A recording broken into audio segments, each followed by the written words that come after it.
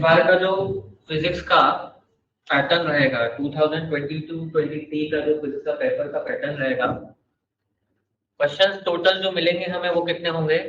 35 question, 70 marks का paper 3 hours का होगा। कुछ बच्चों को ये भी नहीं पता होता है कितने मार्क्स का पेपर है, कितने आवर्स का है। ये पता होना चाहिए 70 मार्क्स का है और 3 आवर्स का है और 35 क्वेश्चन है। अब सेक्शन ए जो है हमारा, उसमें 18 क्वेश्चन होंगे, 1 मार्क ईच। इस तरह से ये सेक्शन 18 मार्क्स का हो जाता है हमारा।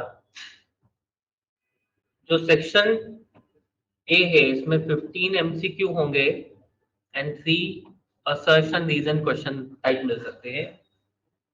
इसका सेक्शन बी जो है, इसमें 7 क्वेश्चन होंगे तुम्हारे पास, 2 मार्क्स ईच। इस तरह से 14 मार्क्स बनेंगे और ये very short answer type questions होंगे। सेक्शन सी में 5 क्वेश्चंस होंगे, 3 मार्क्स ईच। 15 मार्क्स हो गए टोटल, ये शॉर्ट आंसर टाइप है। Section D 3 question, 5 mark each. इसका टाइप हो जाएगा long answer. Section E 2 question, 4 mark each, total 8 marks हो गए। ये होगा हमारे पास केस स्टडी। इस तरह से तुम टोटल चेक करोगे तो ये आते हैं हमारे पास 70 मार्क्स। अब इसमें आता है कि सेक्शन कौन सा स्टार्ट करें पहले। 1 मार्क्स भी स्टार्ट कर सकते हैं यहाँ पर, मतलब यहाँ सेक्शन ए से भी स्टार्टिंग कर सकते हैं। क्यों कर सकते हैं? क्योंकि न्यूमेरिकल कम है और थ्योरी ज्यादा देखें। न्यूमेरिकल 3-4 न्यूमेरिकल है इसमें भी। तो हम चाहे तो इसमें जो सीक्वेंस चल रहा है उसी में चलने दें, या फिर अगर हायर वेटेज पे जाना चाहते हैं तो पहले कौन सा सेक्शन स्टार्ट कर सकते हैं? सेक्शन डी स्टार्ट कर सकते हैं। 3 क्वेश्चन है, 5 मार्क्स के खत्म किए, 15 मार्क्स वही पक्के हो जाते हैं। तो चाहे तो हम सेक्शन डी से स्टार्ट कर सकते हैं और भाई जो फटाफट सॉल्व कर सकता है, टाइम मैनेज कर सकता है, वो सेक्शन ए से स्टार्ट करे। तो 18 मार्क्स तो यही पक्के हो जाते हैं। तो पैटर्न जैसा चल रहा है, मतलब सीक्वेंस जो चल रहा है, चाहे तो हम वही सीक्वेंस फॉलो करें, इसमें कोई प्रॉब्लम नहीं है। बस थोड़ा सा टाइम मैनेज करके चलना। टाइम कितना लगा सकते हैं हम फर्स्ट सेक्शन में? सेक्शन ए को करने में हम कितना टाइम लगा दें? 25 मिनट्स लेते हैं बस। 25 या 30 मिनट्स ले लो। 30 मिनट्स हमने सेक्शन ए को कंप्लीट करने में लगा दिए। सेक्शन बी में 7 क्वेश्चन है और अगर हम 4 मिनट्स भी ले, इसमें भी 30 मिनट से ऊपर नहीं लगना चाहिए हमें। नेक्स्ट 5 क्वेश्चन है, 5 क्वेश्चन, 3 मार्क ईच। 25 मिनट्स लेते हैं, 5 मिनट्स ईच क्वेश्चन। ये 5 मार्क वाला ज्यादा टाइम लेगा, 10 से 15 मिनट ले जाएगा हमारे। तो इसके लिए हम थोड़े से 45 मिनट्स करीब बचा के रखते हैं। ये ज्यादा टाइम ले सकता है क्योंकि इसमें डेरिवेशन भी है, न्यूमेरिकल भी है, तो ये थोड़ा सा टाइम ले सकता है। और ये जो लास्ट सेक्शन है, सेक्शन ई, इसमें 2 ही क्वेश्चन है, फिर भी रीडिंग टाइम वगैरह ये ले सकता है। तो 20 मिनट्स हमने इसके लिए रखे। इसलिए इस तरह से अगर हम पेपर देखें तो कितना हो जाता है, 70, 30 और 150 मिनट्स लग रहे हैं। देखो 70 + 30 100, 150 मिनट, जबकि हमारे पास 180 मिनट्स है। मतलब आधा घंटा तो भी रीचेकिंग के लिए बच सकता है। इस तरीके से काम करें तो कंज्यूम कौन कर सकता है हमारा टाइम? ये सेक्शन ए। अब हम चैप्टर वाइज वेटेज देखें इसका। तो एक सिंपल पेपर के हिसाब से अगर मैं बात करूं तो चैप्टर 1 बस 1 मार्क का आएगा, एक एमसीक्यू। चैप्टर 2 की बात करें तो इसमें 1 मार्क के 2 क्वेश्चंस हैं, 2 मार्क का एक क्वेश्चन और 5 मार्क का एक क्वेश्चन है। इसमें चॉइस है तुम्हारे पास, लेकिन इसी क्वेश्चन की, इसी चैप्टर की चॉइस है। यहाँ चॉइस है तुम्हारे पास, लेकिन चैप्टर कौन सा? Same chapter. हर एक सेक्शन में तुम्हें कुछ चॉइसेस दी हुई हैं। हर एक चैप्टर में, मतलब हर एक सेक्शन में वन वन चॉइस है, except section A and section E. Section A section E को छोड़ दे तो बाकी सभी में एक एक चॉइस है हमारे पास। यानी इस तरह से हमारे पास जो चैप्टर 2 है वो कितने मार्क का हो जाता है? ये 9 मार्क का। चैप्टर 1 हो गया हमारे पास 1 मार्क का। जैसा मैंने बताया सबसे कम वेटेज हमें मिलने वाला है। चैप्टर 3 की बात करूं अगर मैं,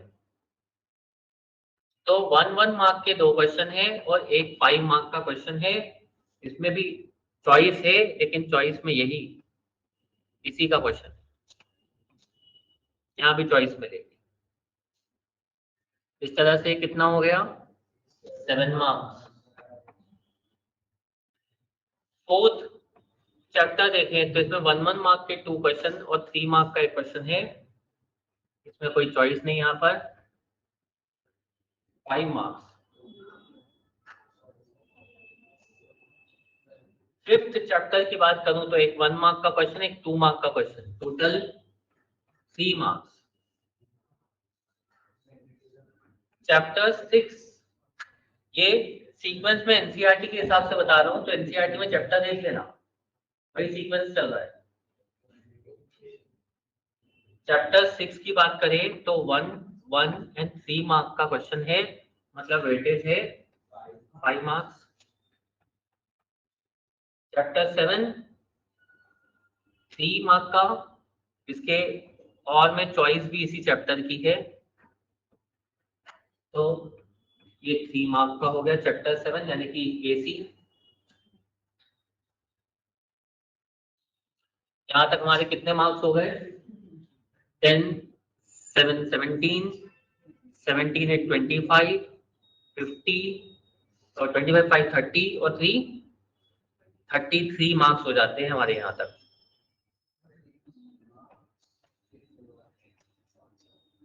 और चैप्टर 8 की बात करें अगर हम, तो इसमें एक क्वेश्चन आएगा 1 मार्क का और एक 2 मार्क का, मतलब इसका वेटेज कितना हुआ? Total 3 marks. चैप्टर 9 यानी कि रे ऑप्टिक्स की बात करें, 2 marks, 3 marks and 4 marks. 3 marks कैसे दिया है इसमें? ये लॉन्ग आंसर की चॉइस में है। लॉन्ग आंसर के 2 पार्ट है, एक 3 मार्क का क्वेश्चन, एक 2 मार्क का क्वेश्चन। तो 3 मार्क का कौन सा होगा? यहां से 9 मार्क्स हो गए। केस स्टडी भी इसी पे मिल रही है।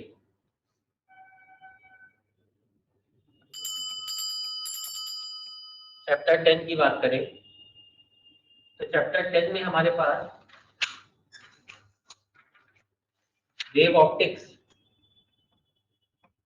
1 मार्क के 2 क्वेश्चन, एक 2 मार्क का और एक 2 मार्क का जो लॉन्ग आंसर है उसके और में 3 + 2 5 ऐसे बन रहा है इसका, मतलब 3 मार्क का क्वेश्चन होगा लॉन्ग आंसर में ऑप्टिक्स से, वे ऑप्टिक्स से, और 2 मार्क का क्वेश्चन हर बार आ रहा है वेव ऑप्टिक्स से। इस तरह से टोटल वेटेज बन जाता है हमारा इसका 6 मार्क। सबसे इंपॉर्टेंट चैप्टर तो भाई ये है 11th चैप्टर ड्यूअल नेचर। इसमें 1 मार्क के 2 क्वेश्चन और 3 मार्क के 2 क्वेश्चन मिलने वाले हैं। इसके और में भी इसी का चॉइस रहेगा। इस तरह से 8 मार्क्स बनाता है। इस तरह से 8 मार्क्स बनाता है, तो 8 मार्क का चैप्टर 11 है ड्यूअल नेचर। उसके बाद एटम चैप्टर जो है वो बस 3 मार्क का है। न्यूक्लियर चैप्टर में तुम्हारे पास चॉइस है कि तुम 2 मार्क का क्वेश्चन या तो एटम से कर लो या 2 मार्क का क्वेश्चन न्यूक्लियर से कर लो, इसलिए मैं यहां से 2 मार्क हटा देता हूं। मतलब यहाँ जो 2 मार्क है वो चॉइस में है, एटम की चॉइस है, या तो तुम एटम कर लो या फिर न्यूक्लियर कर लो। इस तरह से यहाँ पर ये चैप्टर में 1 मार्क का ही रखता हूँ। अगला है लास्ट चैप्टर सेमीकंडक्टर्स। ये बनाता है टोटल 7 मार्क्स। भाई कितने हो गए? 12, 6, 18, 8, 26, 30, 37। इसके पहले पेज पे हमने 33 मार्क्स काउंट किए थे। 33 और 37 मिला के हो गए 70 मार्क्स। अब हम देखें इसमें हमारे लिए इंपॉर्टेंट चैप्टर कौन सा है, तो एक हो गया चैप्टर नंबर 14 सेमीकंडक्टर।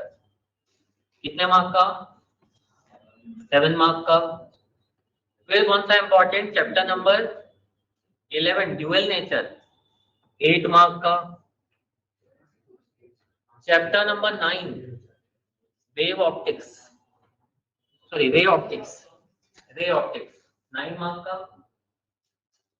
इसके साथ वे ऑप्टिक्स भी प्रिपेयर कर लेते हैं क्योंकि इजी है, छोटा है और वेटेज भी अच्छा है। अब तक हमें कितने मार्क्स मिल गए? 30 मार्क्स यहाँ कवर हो चुके हैं। पास होने वाला बच्चा 4 चैप्टर करके पास हो जाएगा। 9, 10, 11, 14। बच्चा स्टार्टिंग के चैप्टर उठाता है, स्टार्टिंग से अच्छी कौन सी है? सेकंड बुक ज्यादा अच्छी है। पर इधर इंपॉर्टेंट चैप्टर नंबर 2 9 मार्क का। चैप्टर 3 है तो इम्पोर्टेंट लेकिन बहुत बड़ा है, पर हम नहीं छोड़ सकते क्योंकि इसमें 5 मार्क का क्वेश्चन आ रहा है। बाकी सब चैप्टर में इतना वेटेज नहीं है, फिर भी अगर किसी को अच्छा स्कोर करना है तो वो चैप्टर 4 और चैप्टर 6 को इम्पोर्टेंट मान के अपने सिलेबस में ऐड कर सकता है। तो इतना करने के बाद भी बच्चा बहुत अच्छे मार्क्स स्कोर कर सकता है। 30 उधर हो गए थे, कितने हो गए थे उधर? 30 मार्क्स। और इधर हम देखें 16 और 10, 26 और पहले वाले के 30 है ना, 56 मार्क्स। 80% बच्चे ने स्कोर किया। कितने चैप्टर किए? 4 और 4 8 चैप्टर में बच्चे ने 80% स्कोर कर लिया। अब इम्पोर्टेंट चीज ये आती है भाई कि इसमें थ्योरी, न्यूमेरिकल और कंसेप्चुअल डेरिवेशन ये सब कितने मार्क्स के? तो डेरिवेशंस की जब मैं बात करता हूं, डेरिवेशंस टोटल 11 मार्क्स के।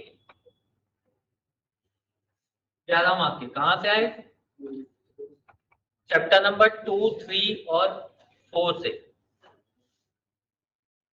डेरिवेशन 11 मार्क्स के कहां से? 2, 3, 4 से। तो मतलब ये अनअवॉइडेबल चैप्टर हो जाते हैं क्योंकि डेरिवेशन थोड़े से याद रह जाते हैं, स्कोर कर सकते हैं।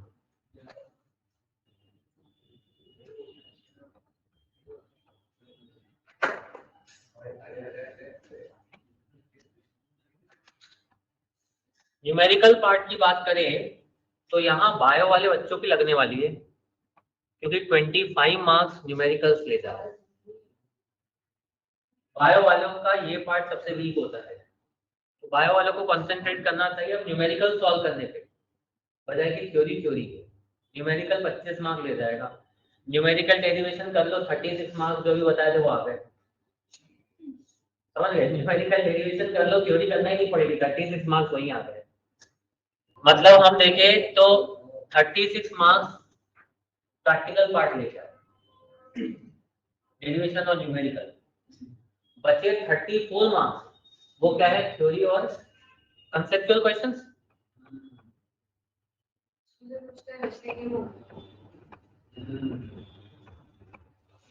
इस तरह से 70 मार्क्स हो गए हमारे।